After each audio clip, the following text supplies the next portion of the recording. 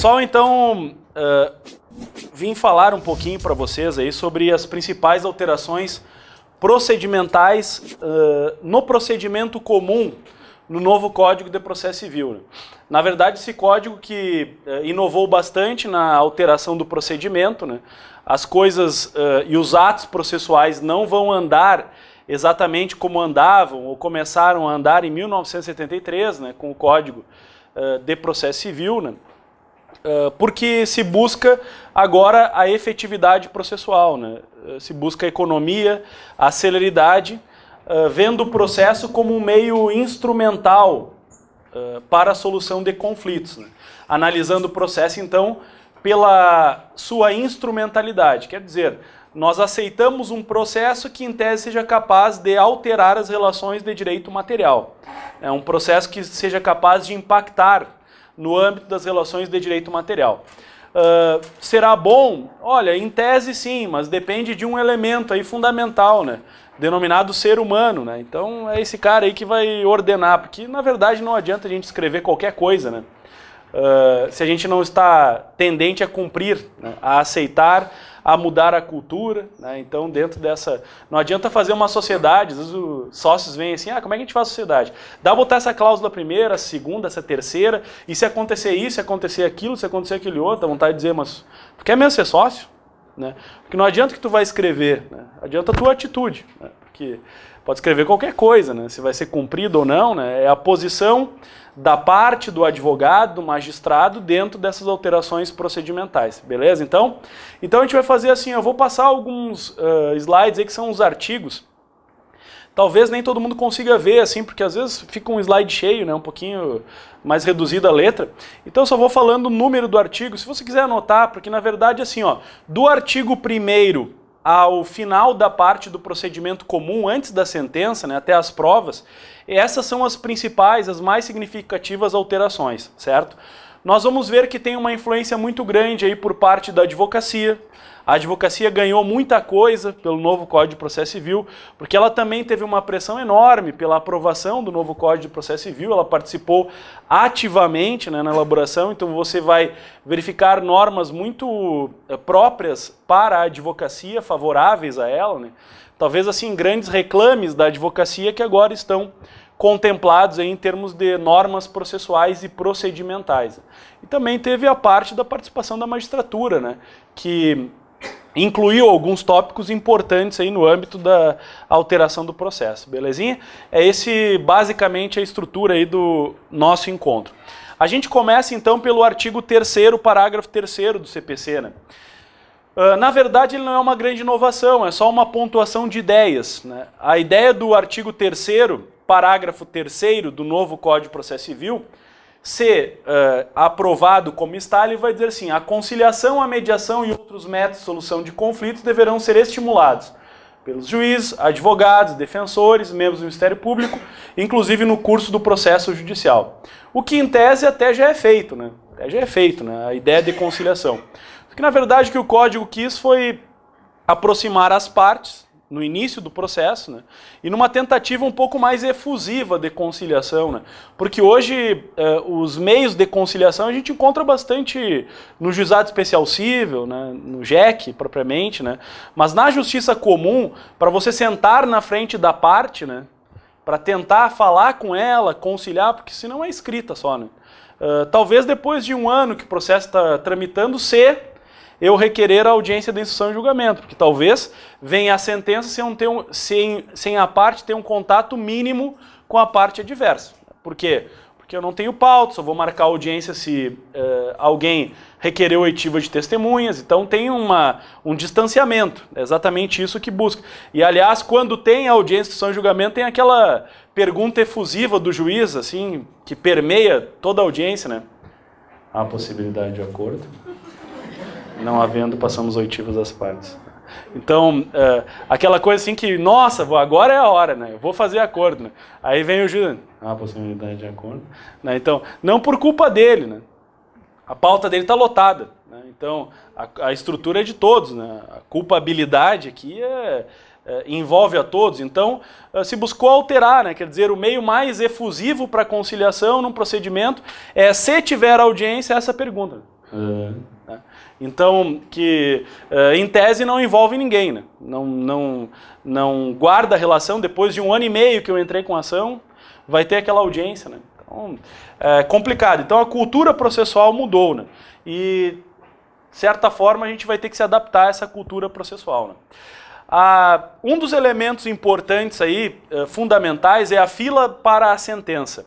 Está lá no artigo 12 do novo Código de Processo Civil, denominado fila para a sentença. Quer dizer, os processos conclusos para a sentença vão entrar em fila. Não haverá mais o critério de, eu vou pedir para o juiz julgar antes meu processo, porque tem uma certa urgência e tal. Se eu quiser isso, eu tenho que alegar, fundamentar, e o juiz vai ter que decidir. Porque, em tese, todo processo que é concluso a partir de encerrada a instrução e julgamento, salvo algumas exceções, que nós podemos verificar assim, uma tramitação preferencial, uma questão de urgência, medicamentos, né? Mas, de regra, os processos vão entrar em fila de conclusão. Ordem cronológica de sentença, a partir da conclusão. Isso conduz a uma ideia de uma maior justiça e celeridade na resposta judicial, porque faz com que pare de, vamos dizer assim, o cliente do advogado, né, ou o próprio advogado tenha uma resposta, né? Porque hoje o meu cliente liga, quando é que vai ser julgado? Eu digo, olha, talvez amanhã, mas talvez em 2023, né? Não sei, né, quando vai ser julgado. Mas o juiz não tem prazo? Tem prazo, né? 10 dias para a sentença, né? Mas já passou, né? Já passou, só que ele não tem penalidade, né? Tem penalidade por perder o prazo. Então, agora, quando o cliente ligar, eu vou dizer, olha lá no site, né? Porque isso é público, vai ter que ser divulgado, né? Olha lá no site e vamos ver em que... tem 50 na tua frente. Então, vamos esperar ele julgar esses 50 aí, depois a gente chega, né? Então, há uma medida própria de racionalidade no âmbito da sentença, certo? Então isso se busca, o que se buscou aqui? A ideia é uma transparência, né? A ideia de não ter privilégio na sentença, em termos de julga antes o meu, né? Porque é mais importante, porque eu fui falar com o juiz, né? Então essa é a ideia própria. E o artigo 12 ele não exige somente a ordem cronológica, ele exige que seja divulgada a lista. Então dê um trabalho a mais para o Poder Judiciário, né? Vai ter que ter gente trabalhando no cartório, né? Não sei como é que o cartório vai receber isso, né? Porque às vezes tem faltam tantos servidores aqui no cartório. Vai sobrar para quem? Estagiário, né? Estagiário do cartório vai ter que... Vou fazer estágio no tribunal, né? Vou fazer lista de processos, né? Então, o parágrafo 1º vai dizer, a lista de processos aptos a julgamento deverá estar permanentemente à disposição para consulta pública em cartório e na rede mundial de computadores. Então vai ter uma divulgação pela internet de ordem cronológica. Aí há um certo controle sobre a demora no julgamento por parte do juiz. Não julgar o que é mais fácil, mas julgar aquilo que está em ordem cronológica, certo? Essa é a ideia. Vai ser respeitado? Olha, se a magistratura não respeitar, o Poder Judiciário não respeitar, certamente vai ter uma pressão muito grande por parte da advocacia, né? Então, obrigatoriamente irá existir, né? Irá existir essa ordem cronológica aí acerca da sentença. Até eu não coloquei todos os incisos, todos os parágrafos, porque na verdade aqui seriam as principais alterações, né? O próprio código diz que se eventualmente está concluso e a parte realizar uma petição, quando o juiz resolver aquela questão incidente, volta para o mesmo lugar onde estava. Não volta para o final da fila, né? Então, então eu nunca mais vou mexer no processo, né? Quero uma certidão narratória. Não mexe, né? Então, que vai sair do gabinete e tal. Vai ter que ser dado e volta para a conclusão, certo? Porque é, na verdade, uma ordem digital, né? Não vai tirar da pilha lá agora. Quer dizer, em tese, a pilha não importa. Importa essa lista publicada, certo? Essa é a ideia. Bom... depois nós tivemos alterações também em termos de atos processuais, né? Os prazos sofreram uma alteração brutal aqui no âmbito do novo Código de Processo Civil. O 213, que é o artigo do novo Código de Processo Civil que fala um pouco sobre esses prazos, ele não inovou naquilo que já acontece nos dias atuais, né? existiu uma lei, que é a Lei 11.419, que é a Lei do Processo Eletrônico, ela já diz a mesma coisa que diz o 213, que quando eu tenho que cumprir um prazo, e esse prazo pode ser cumprido, esse ato processual pode ser cumprido por meio eletrônico, não tem como orientação o horário do expediente forense, e sim 24 horas do seu último dia. Isso porque o sistema ele está acessível, né, de uma maneira ininterrupta. Por exemplo, hoje, se eu vou cumprir um ato processual no STJ, eu posso mandar um fax, né, então, que chegue dentro do horário do expediente, eu posso protocolar fisicamente no STJ, e tem que ser dentro do horário do expediente, para ter uma secretaria para receber, né. Eu posso, eventualmente, cumprir o ato no meio processual, digital. Quer dizer, certificado digital, eu mando aquele ato processual, aquele agravo regimental, aquele agravo, enfim, recurso, né, na via do processo eletrônico. Isso pode ser feito até as 24 horas do último dia, quer dizer, não respeita o horário do expediente. Isso já acontece na Justiça Federal aqui do Rio Grande do Sul, né, na 4ª região, cujo processo é eletrônico, quando está vencendo o prazo, ele vence nas 24 horas do último dia. Na verdade, não é bem nas 24 horas, né? É 23, 59 minutos, 59 segundos. Porque o legislador não conversou com o cara da informática lá, né? Que já sabe que o primeiro milésimo de segundo dos 24 é o primeiro dia já, não tem como colocar, né? O computador é técnico, né? É 23, 59, 59 e depois já é outro dia. Essa é a ideia. Então não é uma grande alteração, mas foi tipificado. 218, parágrafo 4º, esse sim foi uma grande alteração, né, que vai sepultar aí uma discussão. Será considerado tempestivo o ato praticado antes do termo inicial do prazo? Isso por muitas vezes dizia assim, ó, a chamada tese do recurso prematuro ou recurso extemporâneo. Por exemplo, eu já tinha acesso à sentença, né, entretanto ela não foi publicada. Aí eu protocolo embargos. Aí depois a sentença é publicada. Eu pensei, já embarguei, né? E aí, na verdade, alguns aplicavam que os embargos não seriam conhecidos, porque eu publiquei os embargos antes do início do prazo, e como eu não protocolei depois, eu não tenho embargos a serem julgados. Quer dizer, a tese do recurso extemporâneo antes do prazo, que a advocacia já achava um absurdo, né? Porque eu tinha uma ciência inequívoca. É evidente que se eu estou recorrendo de uma decisão, eu tenho a plena ciência dela, né? Então, pelo Código de Processo Civil, no novo Código, vai se entender que o próprio protocolo de um recurso, eu já estaria me dando por intimado e cumprindo aquele ato processual. Então, essa tese do recurso prematuro, recurso extemporâneo, ou que alguns defendiam até mesmo da contestação prematura, que é o sujeito protocolar a contestação antes da juntada do mandado de citação, ela deixa de existir, né? Quer dizer, o próprio protocolo já é a intimação e o cumprimento do prazo, certo? Uma novidade boa, porque limpa uma discussão que seria inútil no âmbito ao menos na visão da advocacia, né? Na visão da magistratura nem sempre todos entenderam assim, né?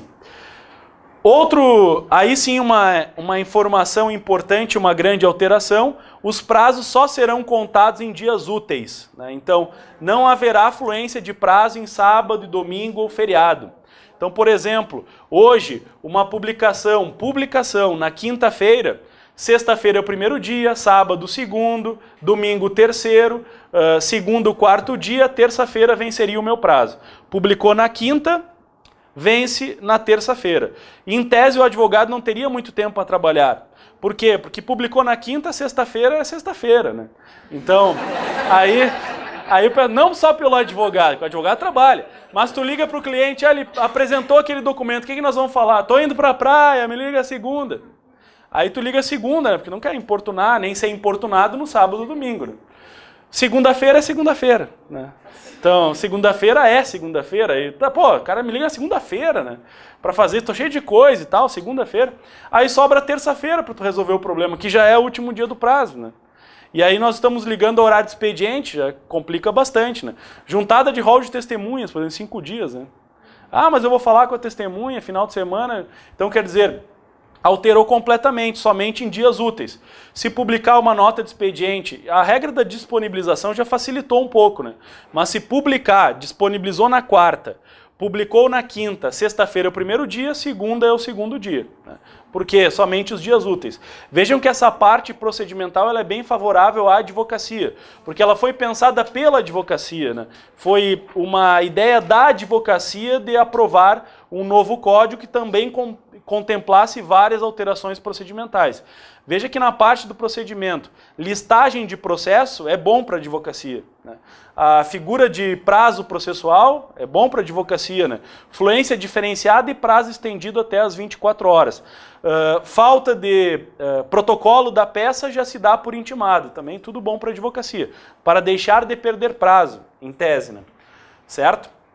E depois o 220, também é as férias do advogado, né? Então, a suspensão de prazo vai ser veiculada por lei, né? 20 de dezembro a 20 de janeiro, inclusive, 20 de janeiro, né? Então, não dependerá mais de ofícios ou requerimentos do presidente da Ordem dos Advogados para a Justiça do Trabalho, para a Justiça Federal, para a Justiça Estadual, então, regulado por lei. E a prática, como o Código de Processo Civil, subsidiariamente ele vai se aplicar a todas as outras justiças, em tese, procedimentos, então todos terão que adotar, né, dia 20 de dezembro até 20 de janeiro, a suspensão dos prazos. É claro que o foro continuará, né, porque a prestação judicial é ininterrupta, né, somente a suspensão dos prazos com as audiências, então o curso aí daquilo que já acontece hoje, né, mas hoje depende muito mais de um requerimento, de uma aceitação, do que propriamente a lei, né?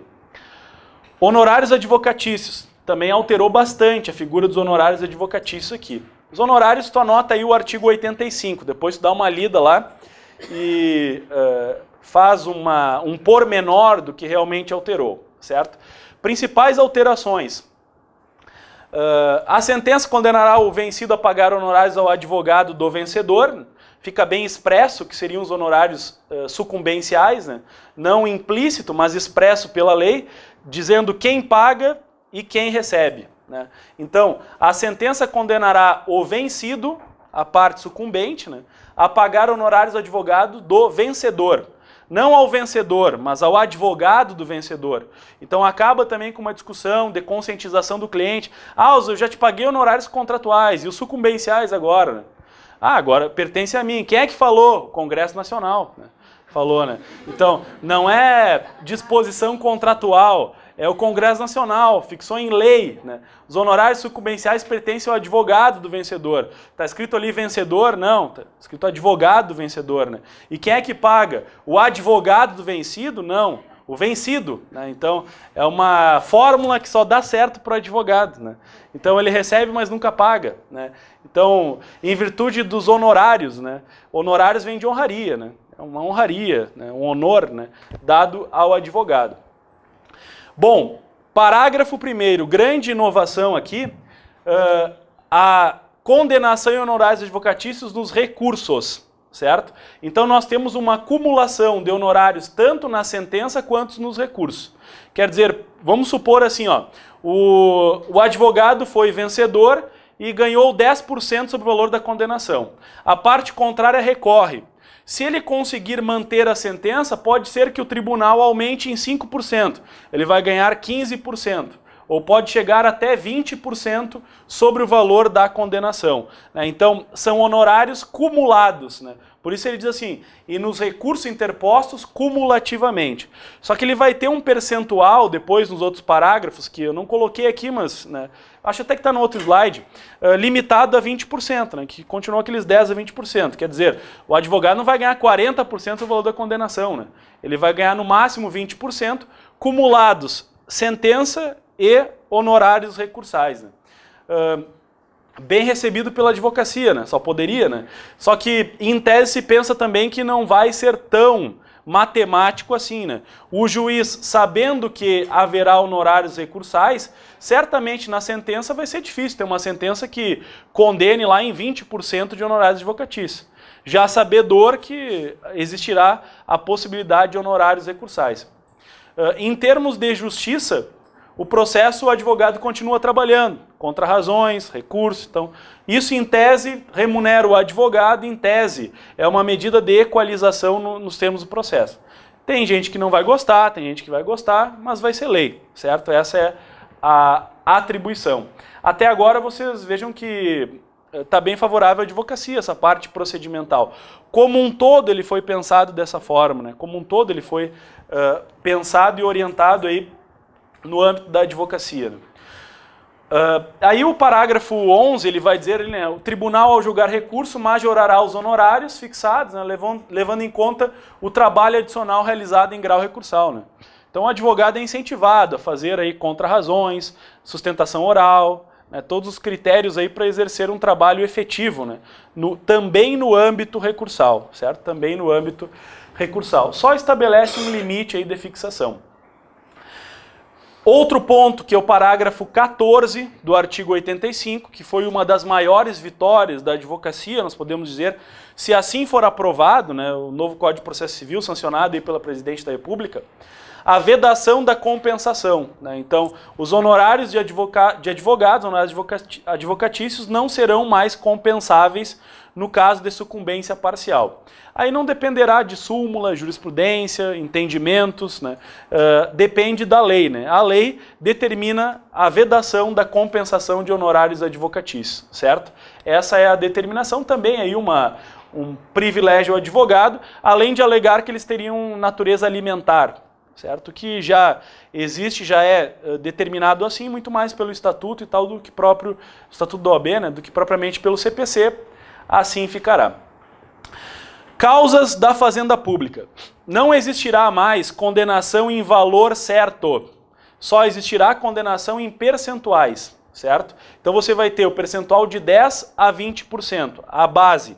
Contra a fazenda pública, não existirá mais aquela situação em que o advogado ganhou 100 mil de condenação perante a fazenda pública. Né? Então ganhou lá do Estado, da União Federal, 100 mil reais.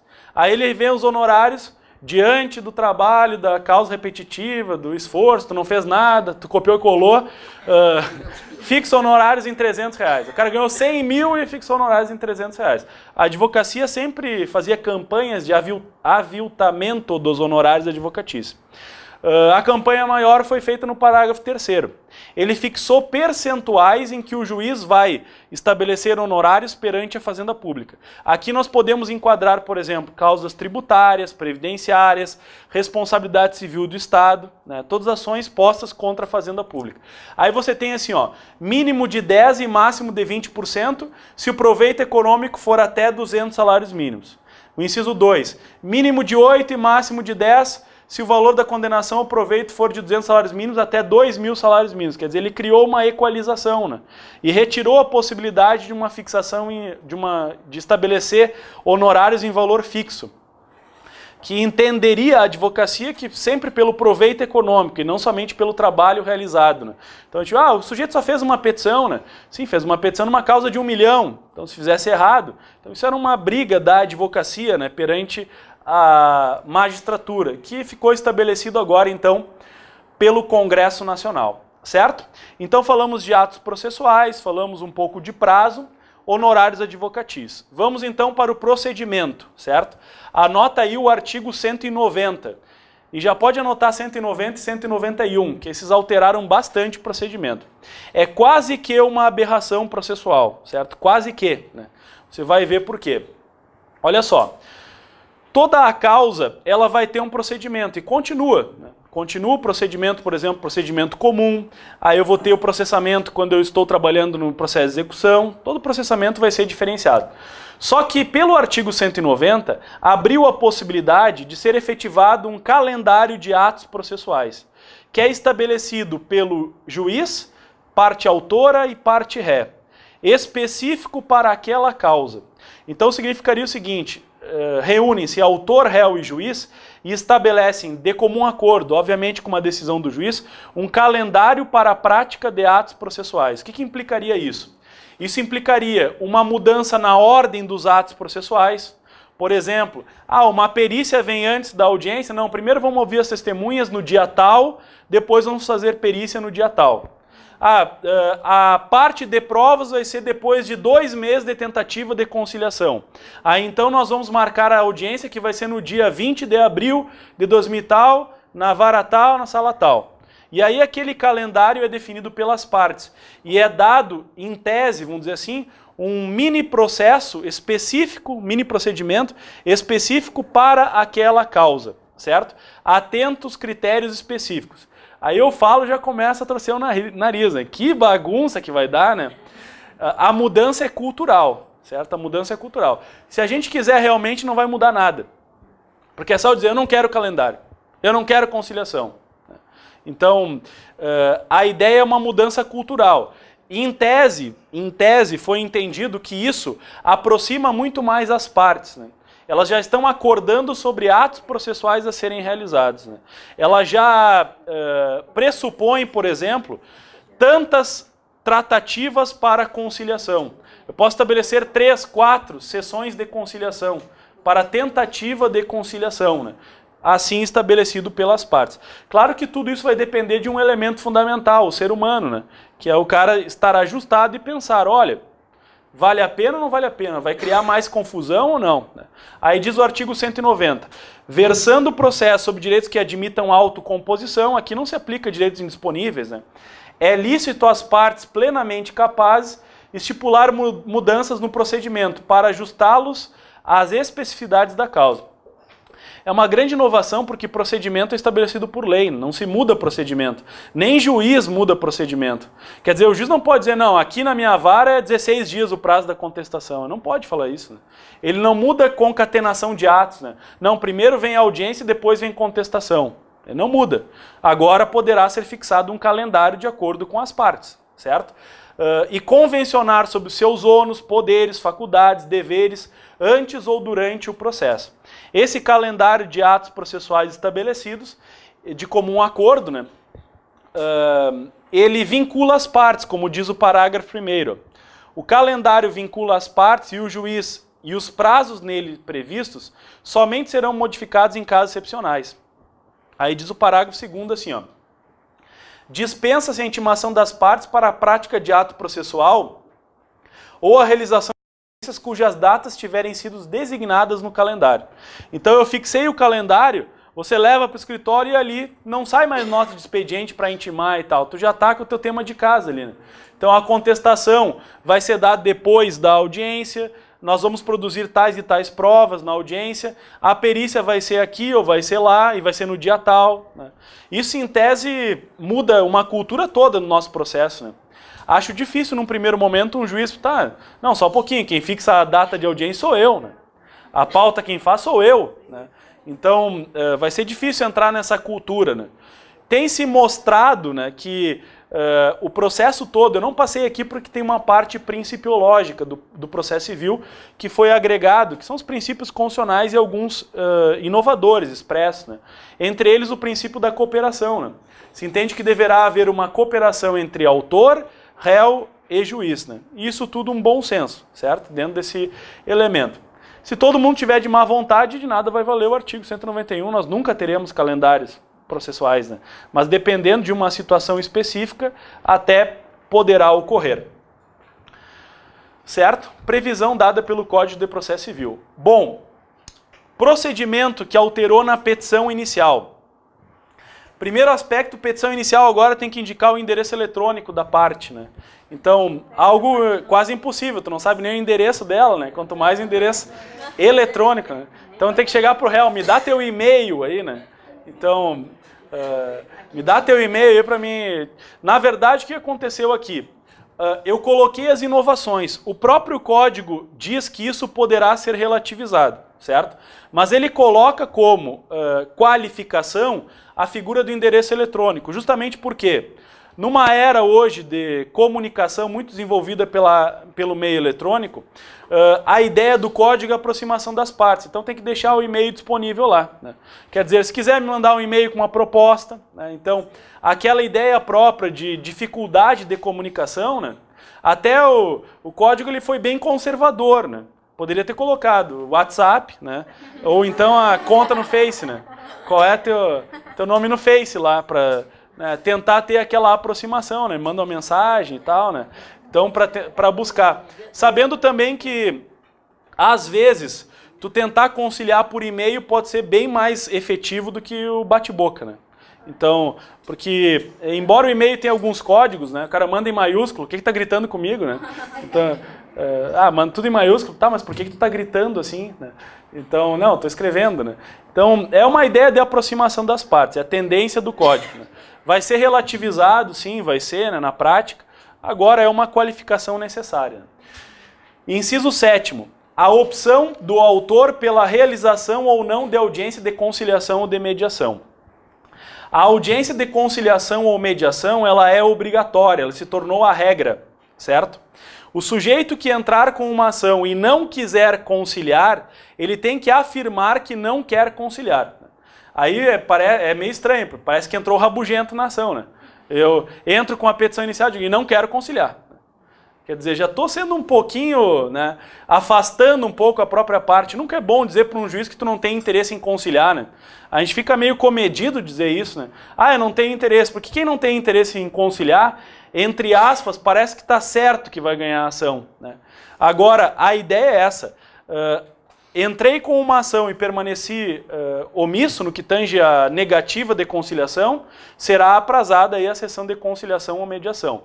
Tecnicamente tem uma diferença entre conciliação ou mediação. O juiz que vai definir exatamente esses critérios, né? A mediação, o mediador, ele fica um pouquinho mais, vamos dizer assim, calado, entre aspas. Ele não é muito proativo. Ele escuta mais e faz as partes falarem uma com a outra, né? Enquanto a conciliação, ela implica uma posição mais proativa do conciliador, exigindo propostas, né? Então, se a gente analisasse assim, teria a mediação para depois uma conciliação, né? Possível, né? Dentro desse critério aí para as partes ouvirem umas às outras, né? Isso vai mudar bastante a estrutura de tudo, né? Nós teremos que ter salas específicas para isso, né? A mesa tem que ser redonda, ninguém pode sentar em cima num patamar acima, né? Porque isso já vai contra a ideia de conciliação, a ideia de mediação, né? Então vai dar um impacto físico também bastante interessante, né? Porque, embora quem vá conciliar não seja um juiz de direito, porque isso vai ser atribuição de quem tem uma formação específica, né? Pode até ser não ter formação jurídica, né? Então, um pedagogo, um psicólogo, né, que tem uma condição melhor de efetivar uma aproximação das partes. Agora, vai ter que ter gente no judiciário para trabalhar, né? Para fazer tudo isso, vai ter que ter pauta, né? Então, esse é uma estrutura que não se sabe muito bem como vai ser implementada, mas é o retorno do processo àquela ideia de conciliação. Pode? Eu sou mediadora de são 4 mediadores na sessão, no Sejusc aqui de Porto Alegre já tem uma parte da estrutura. É um Sejusc modelo para a implantação do projeto do jovem. Na verdade, assim, sempre teve um incentivo do tribunal também por essa linha, né? Eu digo assim, a estrutura própria de conscientização das partes, né? Porque esse vai ser um problema enorme, porque nessa sessão, né, o advogado vai comparecer, né? E o advogado não pode entrar com a ação e esperar o prazo da réplica agora, né? Então ele vai ter que entrar com a ação, comparecer à audiência de conciliação, né? Inclusive nós já vamos ver que não comparecer à audiência de conciliação é ato atentatório contra a dignidade da justiça, conforme diz o novo Código de Processo Civil, né? Então eu estou atentando contra a dignidade da justiça, entrando com uma ação e não comparecendo à sessão de conciliação ou mediação.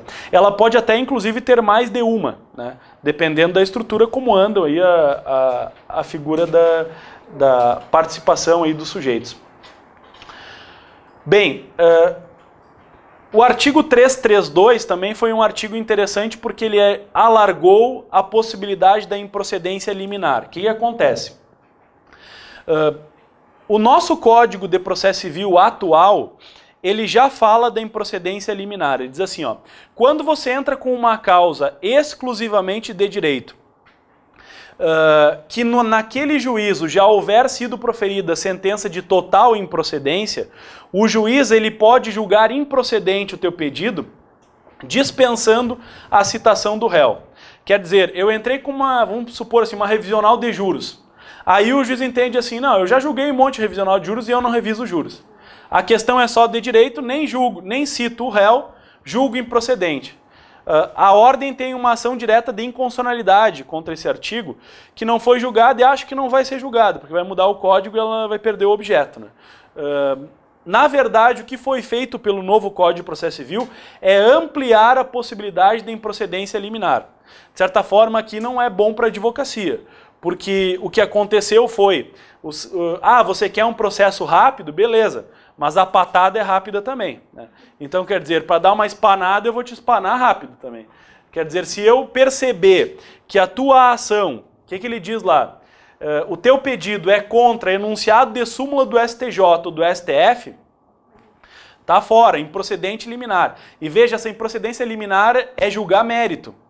É ligar para o cliente, depois de uma semana de ter protocolado a petição, e falar, perdemos, né? Ué, mas como assim? O que o réu disse? Não, ele não disse nada, nós perdemos com o que eu disse, né? Então, é pior ainda, né? Tá? Não, mas quando é que vai ser a citação? Não, não vai ter, a gente já perdeu, amigo, né? Então, essa é o teor aí da sentença, né? É entrar em campo, não se apresentar o outro time, o VO não existe, saiu derrotado por 1-0, né? Então eu entrei, ninguém jogou e eu saí derrotado por 1-0, e o outro time nem apareceu, né? Por que isso? Porque eu estou numa busca de efetividade processual, de celeridade. Então alguns implementos de precedentes são fatais aí no nosso processo. O problema foi o alargamento disso, que muitos criticam. Súmula do STF ou do STJ, tudo bem, tem um critério de subjetividade para entender se a causa está enquadrada exatamente naquela súmula. Mas até aí tudo bem, pô, são súmulas do STJ, do STF. Aí ele abarca para acórdão proferido pelo Supremo Tribunal Federal ou julgado em recurso repetitivo, que é o 543C atual, né, pelo STJ, fixou matéria. Entendimento firmado em resolução de incidentes ou assunção de competência e principalmente o inciso 4º, enunciado de súmula de Tribunal de Justiça sobre direito local, né? As súmulas dos TJs, elas teve uma época que proliferaram, assim. Aí depois se perguntou para quê, né? Porque o STJ editava um monte de súmula, né? Não tinha o que fazer, então não teria muito, vamos dizer assim, vigor uma súmula do tribunal, agora vai ter, né?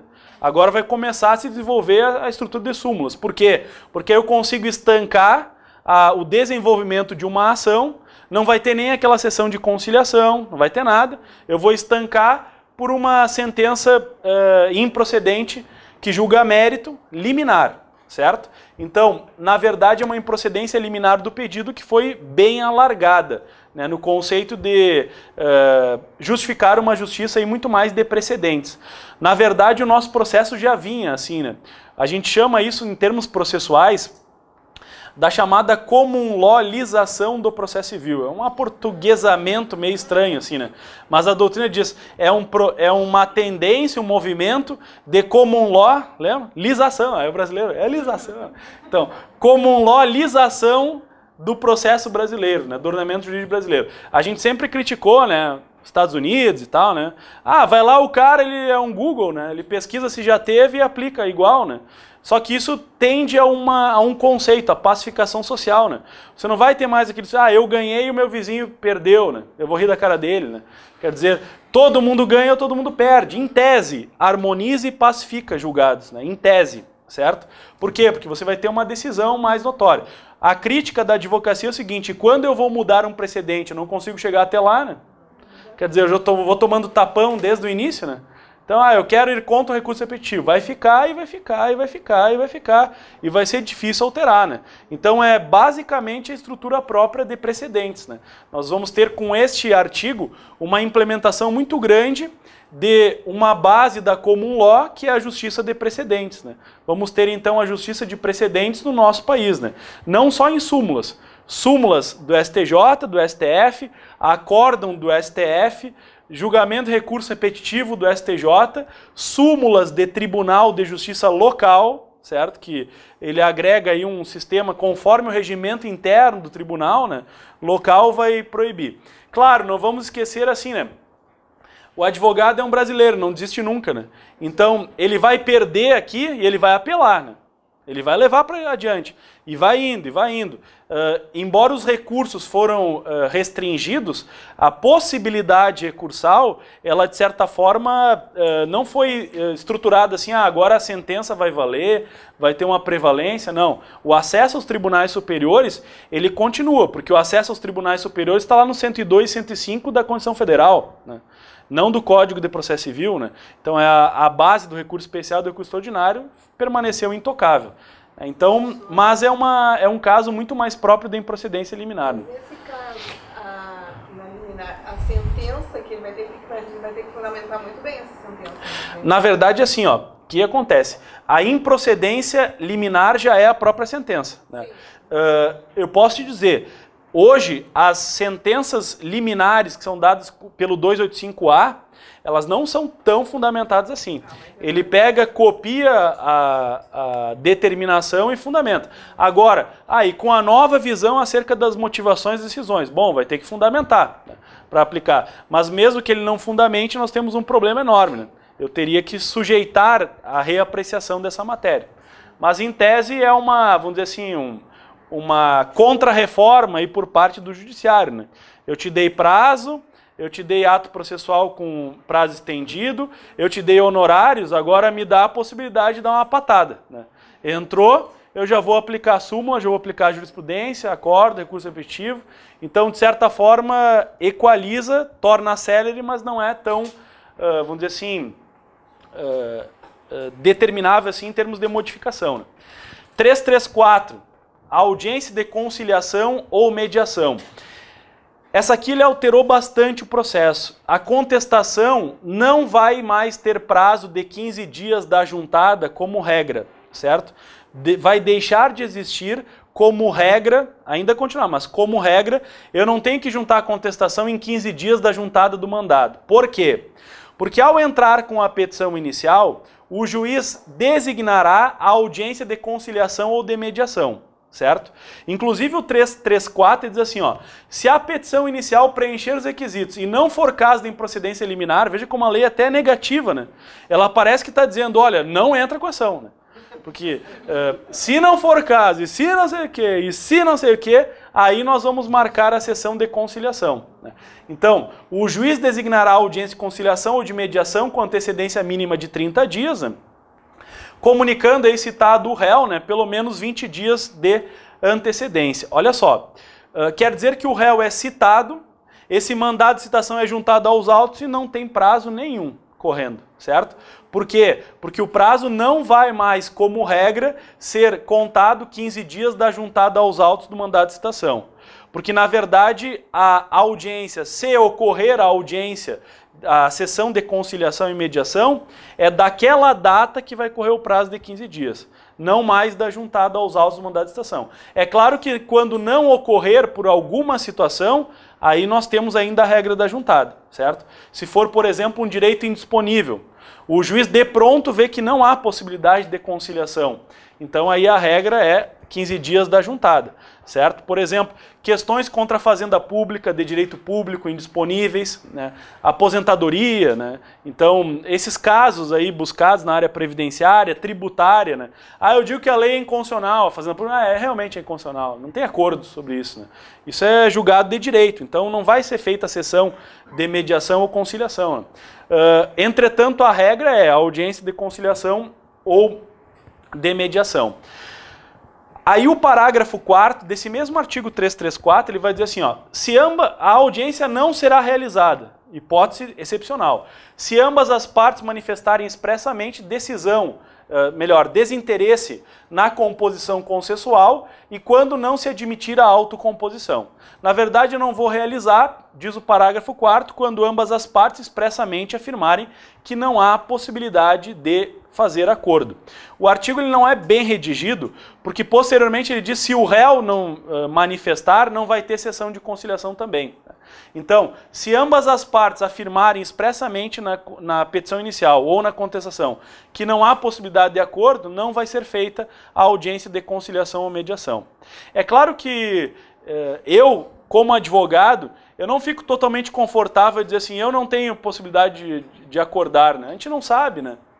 É complicado você falar isso, né? Quer dizer, você está afirmando que vai ganhar a sentença, né? Vai ganhar a ação. Então, como regra, audiência de conciliação ou mediação. Parágrafo 5º. O autor deverá indicar na petição inicial seu desinteresse na autocomposição e o réu deverá fazê-lo por petição apresentada com 10 dias de antecedências contados da data da audiência. Quer dizer, olha só, o autor entrou com a petição inicial, foi marcada a audiência de conciliação. 10 dias antes da audiência, o réu manifesta que não tem interesse em fazer a audiência. Não é contestação. É uma petição que ele vai protocolar dizendo não quero conciliar. No dia que ele protocola essa petição, começa a correr prazo de 15 dias para ele contestar. Certo? Se foi realizada a audiência, 15 dias da audiência. Se não tem audiência, regra de juntada.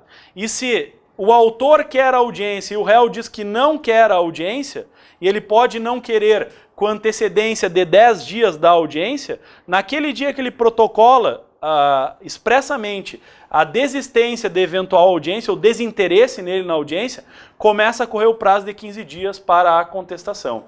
É uma preocupação do Código que a contestação não seja apresentada antes da audiência de conciliação, né? Porque, na verdade, quando você já apresenta uma resposta escrita, você já reduz bastante a possibilidade de conciliar. Porque o sujeito à parte já lê friamente com aquilo, né? Olha o que ele quis dizer com isso, sabe aquelas coisas, né? Uma coisa é a sistemática do JEC. O JEC é assim, né? Você não contesta na audiência de conciliação. Por quê? Porque contestar numa audiência, eu vou ler a tua contestação e ele quer conciliar. Então, olha o que ele escreveu, né? Ele escreveu que é uma mentira o que eu disse, então já afastou, né? Então, a ideia de conciliar é pelo pedido. Petição inicial tem que ter, né? Para saber o que eu estou pedindo perante o sujeito, certo? Se na inicial o autor afirmar que não quer a audiência, aí cai na regra da juntada aos autos do mandado de citação. Parágrafo 8º. Marcada a audiência, o não comparecimento injustificado do autor ou do réu à audiência de conciliação é considerado ato atentatório à dignidade da justiça e será sancionado com multa de até 2% da vantagem econômica pretendida ou do valor da causa. E aí a parte final é fantástica, né? Revertida em favor da União ou do Estado. O que tem a ver com isso, né? O que eles têm a ver com isso? Quer dizer, tá entre particulares, o João e o José. O cara não vai na audiência, o Estado ganhamos. Né? Então, ganharam, né? Dignidade da justiça e a multa de até 2% da vantagem econômica. Então tem que agregar nas manifestações também o parágrafo 8º. Né? Combustível, né? Energia elétrica e parágrafo 8º. Né? Então, mais uma fonte de arrecadação e tal. Então, essa é, sem falar que o ato atentatório à dignidade da justiça constitui também sanções disciplinares ao advogado, né? Então, poderá sofrer também sanções disciplinares se assim for considerado que realizou num processo um ato atentatório à dignidade da justiça. Bom, na audiência de instrução e julgamento, se chegar até lá, né? Na audiência de instrução e julgamento, haverá, portanto, aí uma tentativa de conciliação, né? Que ela é colocada aí, já vai ser pelo juiz de direito, né? Então ele diz, instalada a audiência, o juiz tentará conciliar as partes, independentemente do emprego anterior de outros métodos, né? Com a mediação e arbitragem. Então ele tenta, ao menos é uma ordem dada a ele, o que no nosso Código de 73 agora não consta expressamente, né? Não obtida a conciliação, não diz que o juiz tentará conciliar, né? Então, é uma ordem dada ao juiz, no mínimo, para fazer um pouquinho mais com vontade a pergunta, né? Então, as partes querem, quem sabe, né? Então, essa é a ideia. Bom, qual será o prazo de contestação? O prazo continuou o mesmo, prazo de 15 dias. Só vai mudar o termo aquó. Prazo de 15 dias de regra da audiência de conciliação ou mediação, certo? Então diz lá, ou da última sessão, quando qualquer parte não comparecer, ou comparecendo não houver autocomposição. Realizada a audiência, 15 dias o prazo para a contestação. No inciso 2 ele está dizendo assim, do protocolo do pedido de cancelamento da audiência apresentado pelo réu. Lembra que eu falei para vocês, né? O réu pode não querer a audiência, ele só protocola a petição, naquele momento começa a fluir o prazo de 15 dias para que ele possa apresentar a contestação. Ou então, não sendo o caso de realizar a audiência pelo próprio direito envolvido, aí cai na regra do 231, que a regra do 231 é a regra da juntada aos autos do mandado de citação, que é aquela que nós temos hoje, pelo Código de 73, né? Ainda existe a regra da juntada, ela não existe como regra, certo? A juntada agora será possivelmente a terceira hipótese, né? Para as causas exclusivamente de direito em que não tenha possibilidade alguma de efetivar aí a composição. Como, por exemplo, a participação da Fazenda Pública num dos polos, sem lei autorizativa, a Fazenda Pública não pode conciliar, então não haveria a possibilidade aí. Na contestação, nós tivemos também algumas informações, então só rabisca aí o 337, certo? O 337 ele é bastante longo, ele trabalhou com tudo aquilo que deve ser dito efetivado na contestação. As principais mudanças é uma informalidade acerca daqueles incidentes, os penduricalhos que se formavam no processo, né? Como, por exemplo, impugnação à JG, a impugnação ao valor da causa, né? Todos os critérios, principalmente dos dois últimos, aí, incorreção do valor da causa e concessão da JG, dariam seja incidentes processuais de impugnação ao valor da causa e de incorreção da JG. O que em tese agora vai tudo na contestação. A contestação, se chegar até lá, ela vai falar tudo. Ampliou, portanto, a estrutura da contestação. Se chegar até lá, né? Porque depois tem toda, né? Se tu não, quer dizer, não sendo caso de improcedência liminar, aí nós, né? Aí chegou na contestação, né? Vai agregar tudo. A incompetência absoluta ela já era na contestação, só que a relativa não. Então deixa de existir a exceção de incompetência. Não vai existir mais exceção de competência, vai ser na própria contestação. Só para a gente agregar, depois tem um slide aí, a própria reconvenção ela também é na contestação. Não vai mais ter reconvenção como peça autônoma. A reconvenção vai estar dentro do teor da contestação. Então agora a contestação vai ter que ser lida, né? Então, antes da audiência da instrução e julgamento, né? Não, é sério, porque na verdade, por vezes o juiz faz uma leitura mais profunda do processo na audiência da instrução, né? Ele senta ali que ele vai ver, porque até então o que acontece? Cite-se, intime-se para réplica, querem produzir provas, aí marca a data de audiência, aí quando ele sentou, ele olha aqui o processo, que legal, né? Um processo, né? Então, a culpa não é dele, a culpa não é do judiciário, a culpa é do excesso de processo, da falta de pessoal, a culpa é estrutural, certo? É estrutural. Então, do sistema como um todo. Então, o sujeito vai ter que ler, né, a contestação justamente para identificar algum desses critérios que deveriam ser decididos, então, para o processamento, né? Foi criado pelo 338 a possibilidade de substituição do réu, que é uma grande informalidade, né?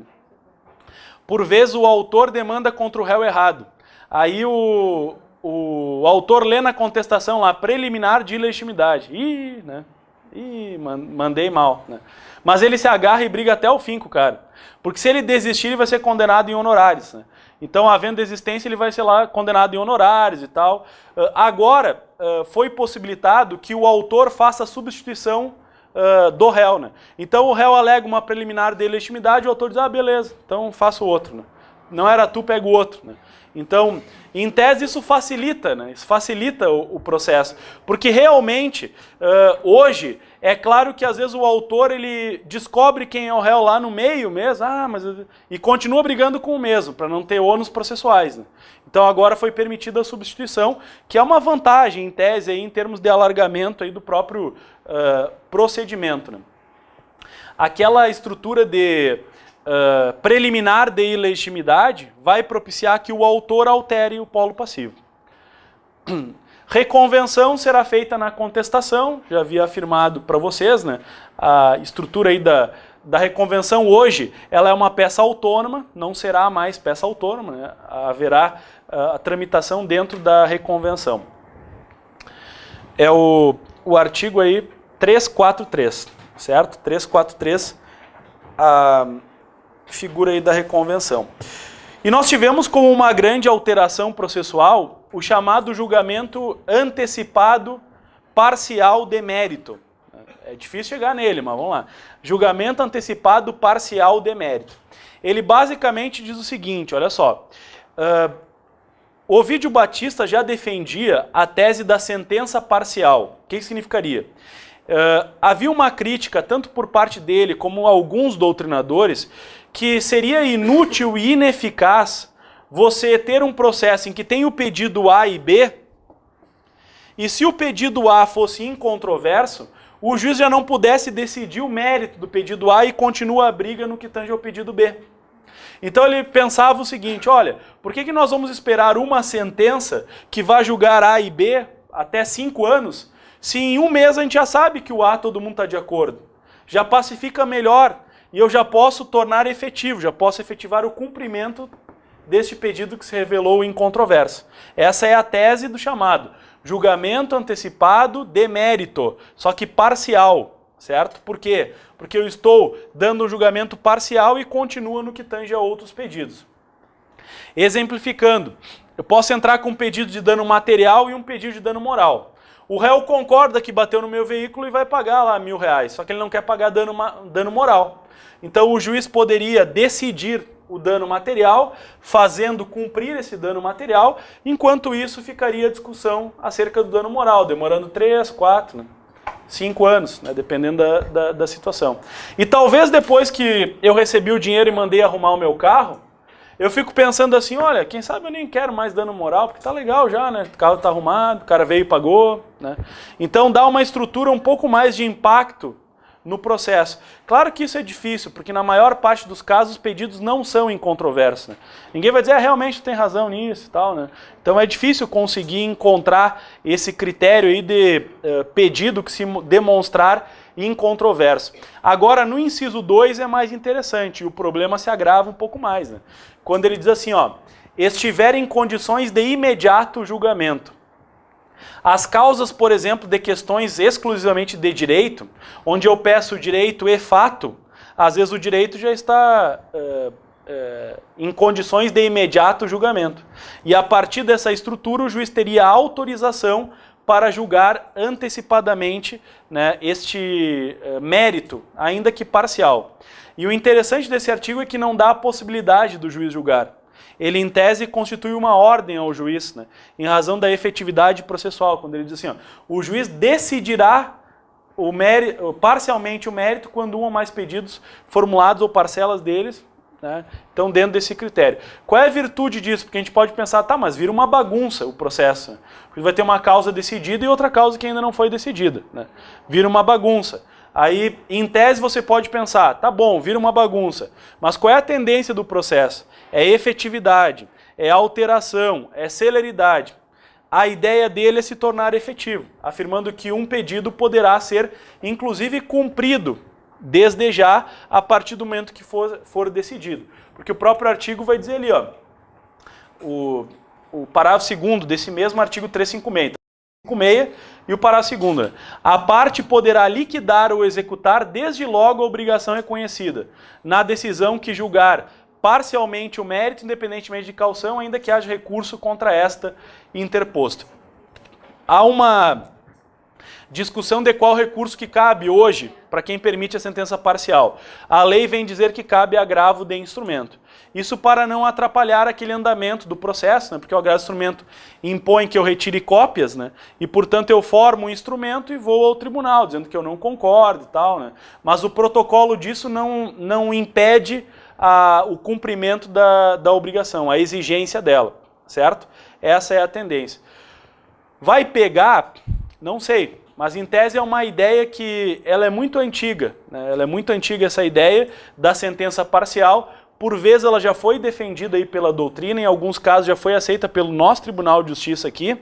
Entretanto, havia uma discussão de qual recurso cabível, né? Porque ela gera um problema. Quando a lei diz, né, é agravo de instrumento, aí é taxatividade. Então, cabe o recurso de agravo de instrumento. Agora, concordamos que vai ser difícil alguém mostrar que o pedido é incontroverso. Entretanto, a gente pode pensar nas causas de direito, que envolvem fato e direito, que aí sim haverá a possibilidade. E se a gente alargar um pouco mais, né, Justiça Trabalhista utiliza subsidiariamente o Código de Processo Civil. Né? Se eu pedir, por exemplo, horas extras, insalubridade, né, dano moral, e aí o empregador vem, tá, insalubridade eu pago. Né? Insalubridade tudo bem, estou de acordo. Né? Agora as outras não. Está de acordo, então já poderia, em tese, começar o cumprimento. Se a aplicação for subsidiária, a gente não sabe o limite que isso vai ser dado. Né? Porque, como eu falei anteriormente, só depende de um sujeito, né? O ser humano, a aplicar ou não aplicar. Ela é muito mais o CPC é muito mais um convite a mudar cultura. Né? Porque a gente olha assim, a gente fica abismado. Né? No primeiro momento a gente recebe até, o que fizeram e tal, né? Mas depois digerindo, né, vai depender, assim, por exemplo, pela estrutura o advogado vai ter que ir muito mais ao foro também, né? Então, a ideia de entrar com a ação, esperar a réplica e depois a sentença, né? Só se tiver testemunha, eu vou lá para a audiência, vai ter que participar mais ativamente. Porque ter o contato mais ativamente induz a possibilidade de conciliação, né? Isso é real também, né? As partes só podem conciliar em virtude de uma tratativa, certo? Então, essa é a ideia aí. Outro elemento, só para a gente fechar a parte da produção, é o último artigo assim, que teve uma alteração bem brutal, né? O artigo 384. Até então ele não existia no Código exatamente expresso como dito aí no artigo 384. Então o 384 diz assim: a existência e o modo de existir de algum fato podem ser atestados ou documentados àquele interessado mediante ata lavrada por tabelião. Esse tabelião é um notarial, né? O sujeito que tem a fé pública, certo? Dentro do conceito. Por quê? Esse é um problema processual. Hoje as ofensas, as relações, elas estão muito mais digitais, né? Muito mais eletrônicas, né? Não elétricas, né? Mas eletrônicas, né? Então diz lá, parágrafo único, que nem um advogado falou para mim, né, que mudou um monte dos processos elétricos, né? Não, isso é eletrônico, né? Não tá dando choque ainda, né? Então, assim, parágrafo único. Dados representados por imagem ou som gravados em arquivos eletrônicos poderão constar de ata notarial. Aí são os celulares, WhatsApp, imagem no Facebook, todos esses critérios aí, páginas ofensivas que já podem ser vistas, ser feitas ata notarial. Hoje há um critério. Se pretende que até relato testemunhal, né? Porque o sujeito, eu não quero ser testemunha, então declara. Na frente do tabelião ele dá fé pública a isso, né? Então essas são a constituição de determinados fatos, documentos, né? Há precedentes em termos de barulho de vizinhança, né? O cara chama o tabelião para vir na minha casa, né? Olha o barulho, olha o som que estão produzindo aqui do lado, né? Então, algo que dependeria de uma perícia, né? Agora fica muito mais fácil de efetivar para reduzir a fase probatória. Certo, então, pessoal? Então, esses são os elementos aí principais, vocês vão ter na sequência aí do curso. Eu não quis entrar em execução, em sentença, que vai ser abordado em outras palestras. Essa é a ideia basicamente aí procedimental. Obrigado, então, pessoal. Até mais.